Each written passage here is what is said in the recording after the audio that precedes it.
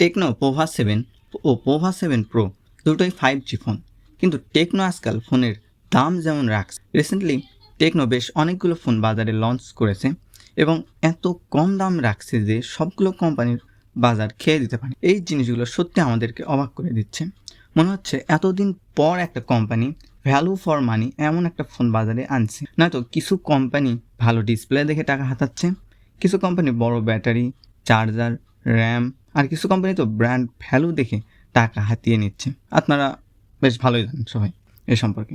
Techno Pova 7 ও Pova 7 pro এর দাম techno এমন রাখছে যে আপনি শুনে সত্যি ভাববেন এই দামে এসব কিভাবে। তবে আজকে আমরা শুধু টেকনো পোভা 7 প্রো নিয়েই কথা বলবো। তো ভিডিওটি শুরু করার আগে যারা নতুন তারা প্লিজ সাবস্ক্রাইব করবেন এবং ভিডিওটি ভালো লাগলে লাইক করবেন। আমাদের এখন কিন্তু সাবস্ক্রাইবারের অনেক বেশি প্রয়োজন, তাই দ্রুত সাবস্ক্রাইব করুন যেন আমাদের দ্রুত 1000টি সাবস্ক্রাইবার হয়ে যায়।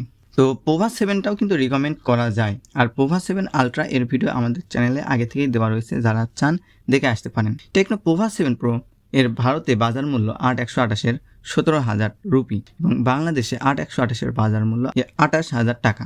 প্রথমেই ডিজাইনের কথা বলতে গেলে এই পোভা 7 সিরিজের সবগুলো ফোনের ডিজাইন মোটামুটি একই, বক্সি টাইপের design, flat punch whole display রয়েছে। ডিসপ্লেটা অনেকটা সিমেট্রিক্যাল, তবে নিচে বেজালটা একটু মোটা লাগবে পোভা 7 প্রো এর ক্ষেত্রে। এটি 3টি কালার ভেরিয়েন্ট পাওয়া যায়। এর দৈর্ঘ্য 163.5 মিলিমিটার, প্রস্থ 75.9 মিলিমিটার ও থিকনেস 8.2 মিলিমিটার, ওজন 195 গ্রাম।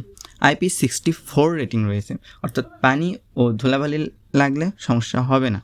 আর এই 64 রেটিংটা সব থেকে বেশি কাজের আসে ক্যামেরার ক্ষেত্রে। আগে হতো কি ক্যামেরাতে ময়লা ঢুকতো, এখন কিন্তু ওই ময়লা ঢোকার সম্ভাবনা নাই। তবে আমি বলবো আপনারা এটাকে ইচ্ছা করে পানিতে ডুবাবেন না, ভালোভাবে ব্যবহার করবেন। ডিসপ্লের কথা বলতে গেলে এখানে অ্যামোলেড 144 হার্জের 6.73 ইঞ্চের ডিসপ্লে রয়েছে, যেখানে 4500 নিটসের পিক ব্রাইটনেস ও 900 নিটস HDR রয়েছে। এর রেজলিউশন 1224x2720 পিক্সেল ও রেশিও 20:9 এবং PPI 440, যা যথেষ্ট ভালো। ডিসপ্লেটা কিন্তু যথেষ্ট ব্রাইট, বাইরে বিশেষ করে সানলাইটে চালাতেও কোনো অসুবিধা হবে না। বেশ কালারফুল, কালার শিফটিংয়ের কোনো সমস্যা নাই। ডিসপ্লেতে ছবি দেখে বেশ মজা পাবেন। বড় কথা, এখানে কিন্তু ইউটিউবে 4K-তে ভিডিও প্লে করে দেখতে পারবেন। তবে আমার মনে হয় না যে ফোনের ডিসপ্লেতে আসলে 4K ভিডিও প্লে করার প্রয়োজন হয়। আপনি 2K-তে ভিডিও প্লে করলে সেটাই আপনার জন্য যথেষ্ট হবে। অন্যান্য হার্ডওয়্যারের কথা বলার আগে এখানে টেকনো কী কী AI ফিচার দিচ্ছে তাই একবার শুনুন। এই দামে এই ফোনে এত AI সাপোর্ট মনে করেন ভাবাই যায় না। স্যামসাং তো ইদানিং আরও AI এর জন্য টাকা নিচ্ছে। তো যাই হোক, প্রথমে এখানে আপনি AI এর বাংলা, হিন্দি সহ আর অন্যান্য ভাষার সাপোর্ট পাবেন।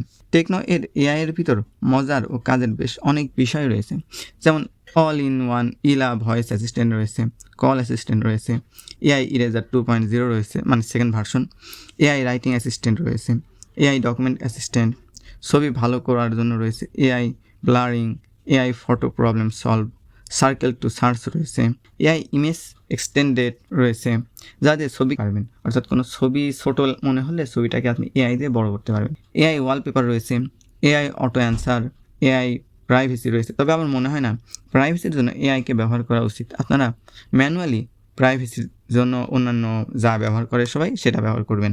এখানে 6000 mAh-এর একটি বড় ব্যাটারির সাথে 45 ওয়াটের ফাস্ট চার্জার রয়েছে, 30 ওয়াটের ওয়্যারলেস চার্জার রয়েছে। মোটামুটি 70 মিনিটে 100% চার্জ হয়ে যায়। আর এই ফোনকে চালানোর জন্য রয়েছে মিডিয়াটেক ডাইমেনসিটি 7300 আলটিমেট, যা কিন্তু 4 ন্যানোমিটার আর্কিটেকচারে অক্টা-কোর একটি 5G চিপ, কারণ সবগুলো ফোনই কিন্তু 5G। আর গ্রাফিক্স হিসেবে রয়েছে Mali G615 MC2। এই প্রসেসরটা কিন্তু গেমিংয়ের জন্য এই বাজেটে বেশ ভালো বলা যায়। সবগুলো গেমই হাই সেটিংসে খেলতে পাবেন। ভালো কথা, ফোন গরম হচ্ছে না। এর কারণ এখানে LPDDR5 ও UFS 2.2 স্টোরেজ এবং অ্যান্ড্রয়েড 15-এর iOS 15 রয়েছে এবং অপটিমাইজেশনও আমার মনে হয় মোটামুটি ভালো। পাওয়া যাচ্ছে 8/128, 8/256 ও 12/256 জিবি ভেরিয়েন্টে। 12/256 ভেরিয়েন্টের দাম অবভিয়াসলি অন্যগুলোর থেকে বেশি হবে। বেশ ফাস্ট কাজ করে, অ্যানিমেশনে তেমন সময় নেয় না বললেই চলে, বেশ স্মুথ, ভালো লাগবে এর UI। আচ্ছা, ক্যামেরার কথা বলতে গেলে এখানে 64 মেগাপিক্সেলের মেইন ক্যামেরা, 8 মেগাপিক্সেলের আলট্রা ওয়াইড ক্যামেরা ও 13 মেগাপিক্সেলের ফ্রন্ট ক্যামেরা পাবেন। এর সাথে থাকতেছে AIGC পোর্ট্রেট, অর্থাৎ পোর্ট্রেট ছবি তোলাতেও AI আপনাকে সাহায্য করবে। এটা দিয়ে পোর্ট্রেটে বেশ ভালো ছবি পাবেন, এমনকি পোর্ট্রেট ভিডিও করতে পারবেন। আর অন্যান্য ফিচারের মধ্যে রয়েছে super night mode, slow motion, dual video, time lapse, pro মোডও থাকতেছে। ব্যাক ক্যামেরা দিয়ে সর্বোচ্চ 4K 30 fps ভিডিও করা যায়, যা কিন্তু বেশ একটা ভালো কথা। এর আলট্রা ওয়াইড অ্যাঙ্গেল লেন্সের ছবিগুলো বেশ ভালো লাগে, যথেষ্ট শার্পনেস পাবেন দাম অনুযায়ী। আর ফ্রন্ট ক্যামেরার কথা বলতে গেলে এর সবগুলো ছবি সবারই মোটামুটি পছন্দ হবে, আর তার থেকেও বেশি পছন্দ হবে এর ফ্রন্ট ক্যামেরা দিয়ে করা 4K 30 fps ভিডিও। পরিশেষে ছোটোখাটো কিছু বিষয়ের কথা বলতে গেলে এখানে ডুয়েল স্টুডিও স্পিকার সাথে ডলবির সাপোর্ট রয়েছে। এটি কিন্তু বাজারে প্রথম ফোন যেখানে ভিও ওয়াইফাই ডুয়েল পাস স্মার্টফোন পাবেন। সিম ছাড়া কল করার সুবিধা, intelligent signal hub, AI noise cancellation, ক্যামেরার সাইডে RGB লাইটের মতো লাইট পাবেন, NFC থাকতেছে, ইনফ্রারেড প্রোটেকশন থাকতেছে।